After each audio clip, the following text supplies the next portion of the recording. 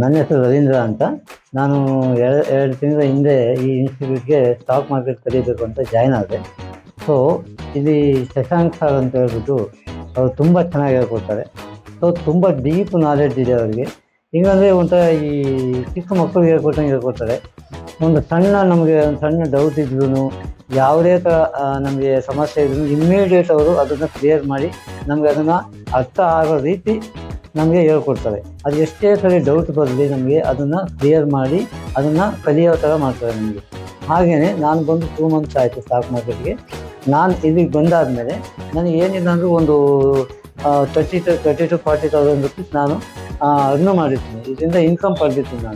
ನಾನು ಏನು ಫೀಸ್ ಕಟ್ಟಿದ್ದೀನಿ ಅದಕ್ಕಿಂತ ಜಾಸ್ತಿನೇ ನಾನು ಅರ್ನ್ ಮಾಡಿದ್ದೀನಿ. ಸೊ ಅದಕ್ಕೋಸ್ಕರ ನಾನೇನು ಮಾಡ್ತೀನಿ, ನಾನು ರೆಫರ್ ಮಾಡ್ತೀನಿ ಇವ್ರನ್ನ.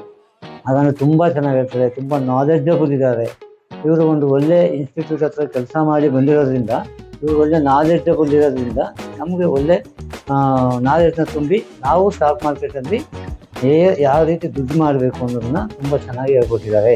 ಸೊ ನನಗೆ ಏನಪ್ಪ ಅಂತಂದರೆ, ನಾನು ಇನ್ನು ಮುಂದೆ ಸ್ಟಾಕ್ ಮಾರ್ಕೆಟಲ್ಲಿ ನಾನು ದುಡ್ಡು ಮಾಡ್ಬೋದು ಅನ್ನೋ ಒಂದು ಕಾನ್ಫಿಡೆಂಟ್ನ ನನಗೆ ಬಿಲ್ಡ್ ಮಾಡಿದ್ದಾರೆ ಇವರು. ಸೊ ಹಾಗಾಗಿ ನಿಜವಾಗ್ಲೂ ನಾನು ಇಷ್ಟಕ್ಕೆ ಮುಂಚೆ ಯಾಕೆ ಇವರು ಇನ್ಸ್ಟಿಟ್ಯೂಟ್ಗೆ ಜಾಯ್ನ್ ಆಗಲಿಲ್ಲ, ಇಷ್ಟು ಲೇಟ್ ಯಾಕೆ ಮಾಡಿದೆ ನಾನು ಅಂತ ಇವಾಗ ನನಗೆ ಅನ್ನಿಸ್ತಾ ಇದೆ. ಸೊ ತುಂಬಾ ಒಳ್ಳೆಯದಾಗುತ್ತೆ ನಮ್ಮ ಫ್ಯೂಚರಲ್ಲಿ ಅಂತ ನಾನು ಅಂದ್ಕೊಂಡಿದ್ದೀನಿ.